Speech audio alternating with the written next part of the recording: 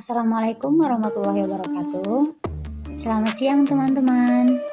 Perkenalkan kami dari kelompok 5 yang terdiri dari saya Ainunisa, Anggun Lestari, Dita Hana Alifa, Karisma Asifati Nadia, dan Marisa Deandra Ramadanti. Saya ucapkan terima kasih kepada dosen kita, yaitu Ibu Eka Trisnawati, yang telah memberikan kami kesempatan untuk menyampaikan materi yang membahas tentang iptek dalam farmasi. Sejarah perkembangan teknologi farmasi. Teknologi adalah satu ciri yang mendefinisikan hakikat manusia, yaitu bagian dari sejarahnya meliputi keseluruhan sejarah. Teknologi menurut Joyo Hadikusumo berkaitan erat dengan sains dan perekayasaan. Dengan kata lain, teknologi mengandung dua dimensi, yaitu sains dan perekayasaan yang saling berkaitan satu sama lainnya. Teknologi berasal dari literatur Yunani, yaitu teknologia, yang diperoleh dari asal kata teknik bermakna wacana seni. Ketika istilah itu pertama kali digunakan dalam bahasa Inggris di abad ke-17, maknanya adalah pembahasan sistematis atas seni terapan atau pertukangan, dan berangsur-angsur artinya merujuk pada pertukangan itu sendiri. Pada awalnya, sebagian besar kebudayaan dalam masyarakat awal menggunakan tumbuh-tumbuhan herbal dan hewan untuk tindakan pengobatan. Ini sesuai dengan kepercayaan mereka, yakni animisme, sihir, dan dewa-dewi. Ilmu kedokteran berangsur-angsur berkembang di berbagai tempat terpisah, yakni Mesir kuno, Tiongkok kuno, India kuno, Yunani kuno, Persia, dan lainnya.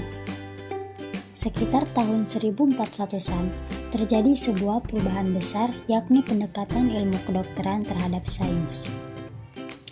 Ilmu kedokteran yang seperti dipraktekkan pada masa kini berkembang pada akhir abad ke-18 dan awal abad ke-19 di Inggris, Jerman, dan Prancis.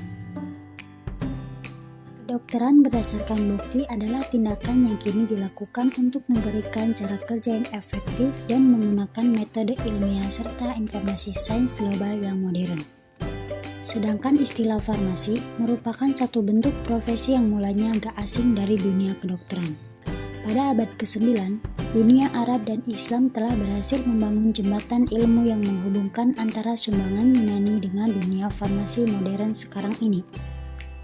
Untuk pertama kalinya dalam sejarah, farmasi dipraktekkan secara terpisah dari profesi medis yang lain. Sayangnya, kurang daripada satu abad selepas Al-Athar, praktek farmasi mulai beku dan kaku, dan terus merosot dengan jatuhnya peradaban Arab pada masa abad ke-19. Sejak saat itu, farmasi mulai berkembang pesat di Eropa dan Barat. Ilmuwan yang berjasa di bidang farmasi, yang pertama ada Ibnu Al-Baitar. Risalah karya Ibnu Al-Baitar yang berjudul Al-Jami fi Al-Tib, kumpulan makanan dan obat-obatan yang sederhana.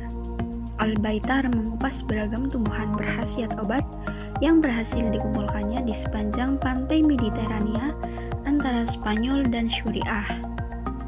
Yang kedua, ada Ibnu Sina, ilmuwan yang berjasa di bidang farmasi. Karya monumental yang terkenal di kalangan ilmuwan barat adalah Canon of Medicine, aturan pengobatan.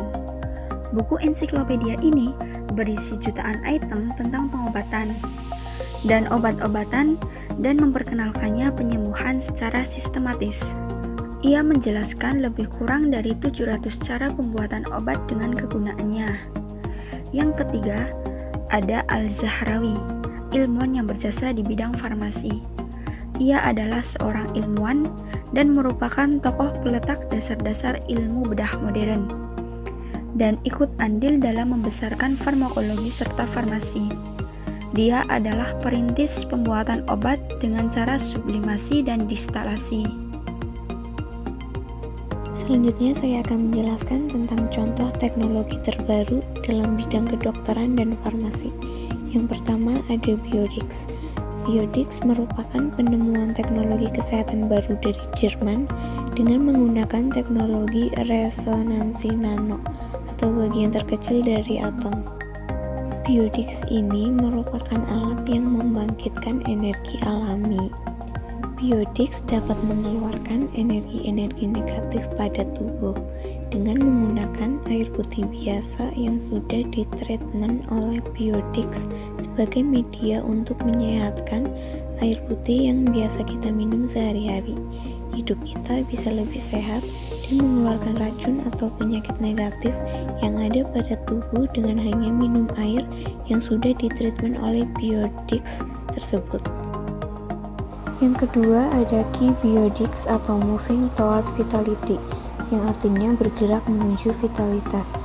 Ini merupakan mineral-mineral alami yang telah direkayasa teknis dan telah diikat terstruktur dalam gelas pada tingkat molekular dengan menggunakan beberapa metode fusi panas tinggi.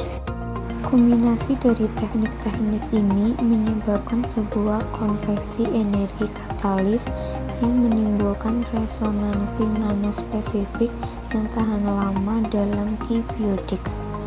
Energi yang dihasilkan dapat memperbaharui struktur molekul yang terdapat dalam semua cairan.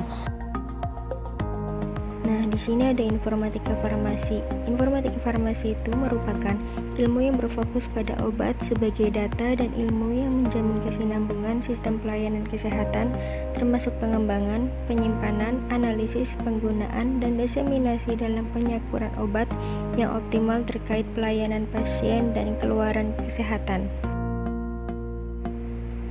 Farmasi informatika atau FI disebut juga sebagai farmakoinformatics, merupakan aplikasi komputer untuk pengambilan, penyimpanan, dan analisis informasi obat.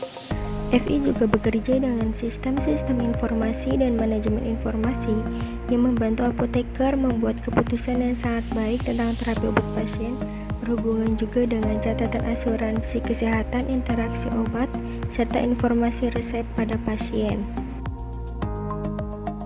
Fungsi dan manfaat informatika farmasi. Fungsi informatika farmasi yaitu dapat membantu praktisi farmasi dalam beberapa cara.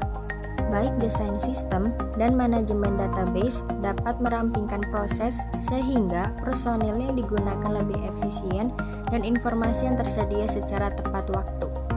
Informatika farmasi juga mempelajari tentang interaksi antar manusia, rekayasa sistem, dan keamanan membaik pasien. Adapun sejumlah manfaat untuk menggunakan informatika farmasi.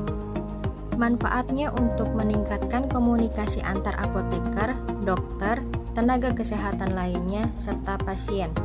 Selain mampu meningkatkan kecepatan diagnosis dan memeriksa interaksi obat mungkin atau alergi sebelum resep diisi, farmasi informatika memungkinkan pasien untuk memiliki pemahaman yang lebih baik dari obat-obatan yang mereka berikan dan memungkinkan mereka menjadi aset penting dalam pengobatan penyakit mereka sendiri. Kendala dalam pengembangan teknologi farmasi di Indonesia. Di sini yang pertama ada pengembangan ilmu pengetahuan teknologi di bidang kefarmasian di Indonesia dapat dikatakan lamban. Padahal jika ditekuni, inovasi yang dihasilkan bakal menjadi aset berharga untuk negeri sendiri. Dan yang kedua, dana untuk penelitian alat dan obat baru dan paten memakan biaya yang sangat banyak. Di sini kenapa obat paten itu mahal? Jelas mahal, karena obat paten memiliki hak khusus atau eksklusivitas, yakni pabrik manapun di seluruh dunia tidak boleh memproduksi jenis obat yang sama selama 20 tahun setelah obat disetujui. Mengapa? Karena biasanya obat paten adalah obat yang memiliki zat aktif baru untuk mengobati suatu penyakit. Dan yang ketiga, kontribusi kalangan industri farmasi dalam penelitian dan pengembangan ilmu pengetahuan teknologi di Indonesia masih kecil. Karena memang diakui bahwa penelitian untuk menemukan obat paten menelan dana yang sangat besar. Dan yang terakhir, bidang industri farmasi kurang begitu dilibatkan dalam pengembangan ilmu pengetahuan teknologi di bidang kedokteran. Meski memiliki posisi dan peran yang berbeda, tenaga kefarmasian ini memiliki tujuan akhir yang sama, yakni pelayanan kesehatan untuk masyarakat melalui penyediaan obat yang memiliki kualitas dan kuantitas yang baik. Jadi, kesimpulan dari semua materi kali ini adalah informatika farmasi adalah ilmu yang berfokus pada obat sebagai data dan ilmu pengetahuan yang menjamin kesinambungan sistem pelayanan kesehatan, termasuk pengembangan, penyimpanan, analisis, penggunaan dan diseminasi dalam penyaluran obat yang optimal terkait pelayanan pasien dan keluaran kesehatan. Manfaat mempelajari informatika farmasi dapat meningkatkan komunikasi antar apoteker, dokter, tenaga kesehatan lainnya, serta pasien. Memungkinkan memiliki pemahaman yang lebih baik tentang obat-obatan atau menjadi aset penting dalam pengobatan. Apoteker juga dapat membantu masyarakat dalam menemukan resep yang tepat untuk kondisi tertentu. Ilmu yang berjasa dalam bidang kedokteran dan farmasi antara lain Ibnu Al-Baitar, Ibnu Sina, dan Al-Zahrawi. Contoh penemuan teknologi informatika farmasi adalah teknologi biodis dan Q-biodis.